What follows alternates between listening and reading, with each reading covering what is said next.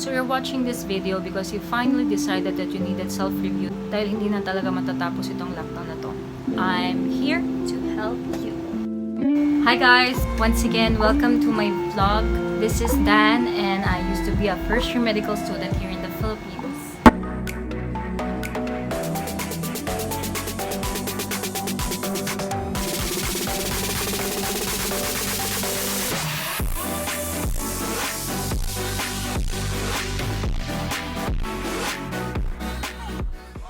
So we're back with another video. Today I'm just going to grant one request. People were asking me kung paano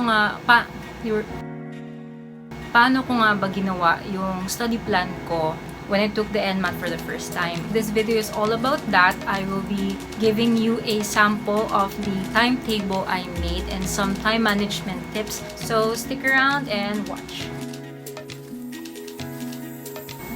Hindi na ako magpapatumpik-tumpik pa. Let's go straight to the topic of this video. So, in making your own timetable, the first question you have to answer is, how much time in a day can you study? Usually, sa mga masisipag mag-aral, nasa 4 to 5 hours per day yan. For those who are expecting an upcoming exam, it goes from 4 to 6 or even 8 hours a day ang review nila. Nasa gitna tayo ng isang crisis, we have all the time in the world. Kung hindi tayo natutulog, kumakain, all the time in the world to study. The next step is taking out your personal schedule. Meron kayong mga routine, like every Wednesdays, you do the laundry, every Fridays, you maybe clean the house. Yan ang mga uunahin mo in preparing this timetable for the NMAT. So, naset aside na natin yun. You have to block out the days na sabihin natin kailangan you might be attending this event. Step 3, you have to have a subject-wise plan. You cannot work with an overly restricted schedule, meaning hindi pwedeng, you have to be flexible. You have to allow yourself some extra time for rest or for any other reason na hindi natin in-anticipate, na things like biglang inutusan ka ng nanay mo na magluto ng dinner, so na-disrupt yung time mo for study. Pag tayo ay sobrang pressured into studying, hindi na siya effective for learning. Your schedule has to be realistic, has to be practical, and one advice I can give you is you have to know your strengths and weaknesses in order for you to figure out kung alin sa mga subjects na ito you will spend most of your attention on and you will maybe put as the least of your priorities. Maybe a list of what is important to what is least important.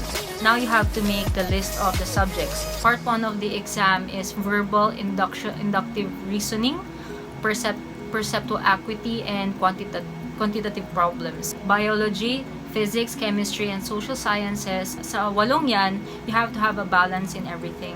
I will include an outline. It was prepared by someone named Zarina Quebec, 2018. I-include ko sa description box yung document na ginamit ko from her drive nung ako ay nag-study ng NMAT. Next on the list is that you have to range your topics with that material on hand. Dito nyo na i-gauge kung alin ang easy to difficult. So for example, let's start with the 4 sciences.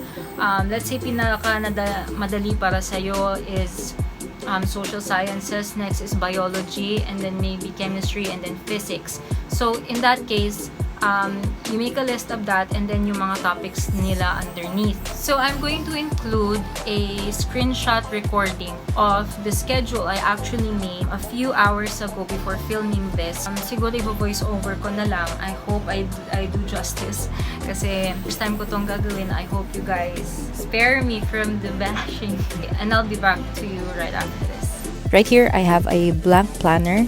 This is just a regular calendar app on my iPad. So, makikita nyo dito, it's the October 2020 month plan. Pinlat ko na dito yung October 18, 2020 NMAT exam.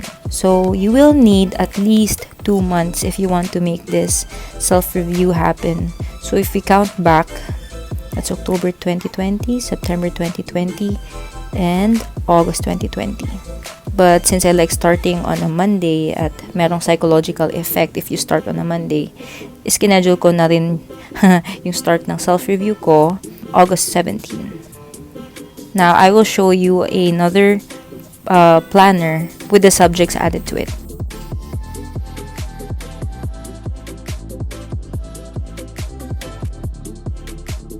Right here, I have the timetable with the subjects added to them with enough spacing that you need until the day of the exam. So, ako personally, gagamitin ko to. But I want you to make your own timetable based on this one. You may use this as a blank, tapos kayo na lang mag-fill in ng mga subjects na you feel you might need to review on these blank dates. Mapapansin niyo na sa first month ng aking self-review, I included the difficult topics first, which is biology, chemistry, social sciences, and physics. Notice how I followed and placed the easier subjects nearing the exam date. Bakit ko to ginawa? If in case I needed more time to brush up on the topics, I could use a few of these days sa second month for that. And then makikita ninyo, I used the last 2 weeks to refresh all the subjects. Mag-run down tayo with biology, chemistry, physics, social sciences, 2 days each. Then we could have the easier subjects with 1 day each. You'll notice that on the last day, I scheduled nothing, and I'll tell you why. Then we have the day of the exam. So for example, I take August 2020 and plotted my first day on August 17, which is a Monday. I chose to have biology as my first subject kasi yan yung medyo kabisado ko na, and I would just want to warm up on the concepts that I already know from previous exams and from things that I learned during pre-med. So going back to August, you will notice that I started on a Monday, but I also included a CEM test. In this video, I included in the description box the link to the CEM Practice Test of 2018 exam. I would like you to use that to assess yourself in order for you to gauge kung aling mga topics ang hindi nyo pa kabisado. Then you can include them in these dates on August 17 until August 21. With that, I would like you guys to plot in the subjects that you need for each day in a somewhat escalating manner, with the easiest subject on the first day and the harder ones probably nearing the last day. On Sunday, you notice that I also included a CEM practice test scheduled, which means on this day, I would like you to take the CEM practice test for 2019 with the link included in the description box below. Use the Sundays to brush up on the topics that you need more work with, to understand your answers and to grasp the concepts of the subjects that you find most difficult. Same goes with the second week for chemistry, a CEM test before that to assess yourself, CEM test on a Saturday, and then a review day on a Sunday. So this goes on for social sciences as well, and physics on the second week of September. And now we go to the easier subjects. You will notice I didn't allot an entire week for these subjects because we can use this as a backup schedule para dun sa harder subjects the month prior para for the backlogs that we've made. We also have verbal with a CEM exam to assess yourself. Also a CEM exam, but you can also do the rationale in the afternoon. Inductive reasoning, still the same with an exam in the afternoon and rationale. Quantitative, I allotted 5 days for this. We know how difficult this subject is and we need to spend more time working on this one. Also CEM exam and rationale on the last day. And to top off the end of the week for perceptual acuity and a CEM exam and rationale on a Sunday. So bakit natin ginagawa ito? Why do we involve so many practice tests along the way? It's because we are trying to develop your testmanship skills, because pagdating sa actual CEM exam, magsasawa kayo sa kakasagot because you would be spending an entire day answering about 500 questions. It's almost like the board exam I took in 2012.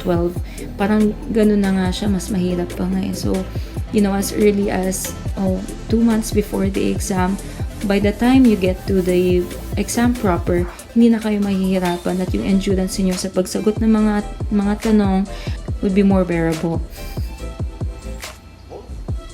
Going to the last 2 weeks before the exam, you will notice that we have the harder subjects with 2 days allotted for them.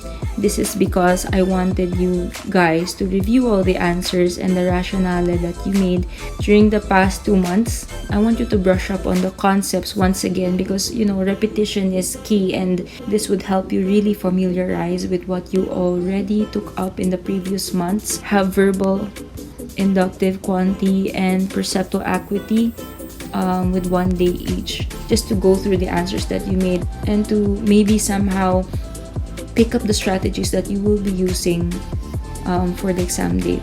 You will notice on the 17th, I kept it blank because on this day, I want you to do absolutely nothing but treat yourself for a job well done. You finally made it. Nagawa mong self-review.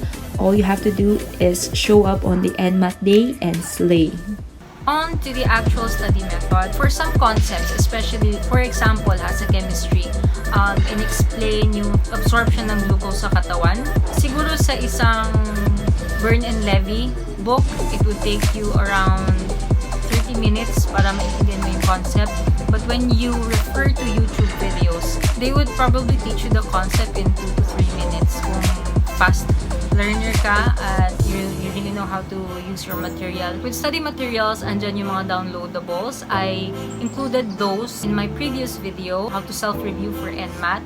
I have a few links that go with that video, so you can just refer to that one. College entrance test reviewers. They are very effective. They're just the same thing. So now let's go to my personal tips. I will include some learning strategies that I used along the way and could really help me even when I started medical school. My other advice is that do the subjects you are more confident in. Some say focus on the topics that you aren't familiar with. That's a great strategy, especially kapag medyo kulang ka na sa oras. But what are the dangers of this? This could mean you will solely rely on what you already know or your stock knowledge, tapos aaralin mo na lang yung hindi mo pa alam. But because of this video, I want everyone to prepare beforehand, and nothing beats following a well-structured study plan. When you do this, when you study beforehand, way before the exam, this gives your mind time to breathe. Makakapahinga yung isip mo in between exams and subjects, and at the same time, mentally hindi ka stressed. If you decide to watch my video probably mid-September and you have less than a month before the October NMAT, then I am inclined to tell you that you have to study the topics that you're not familiar with first. Suicide mission na yun. The key to effective learning is simply sticking to a schedule, to start now and keep moving. Take a break, sleep on time, stay healthy, stay fit, most of all, pray. So that's all for my video. I am encouraging everyone to drop down their video requests on the comment section down below.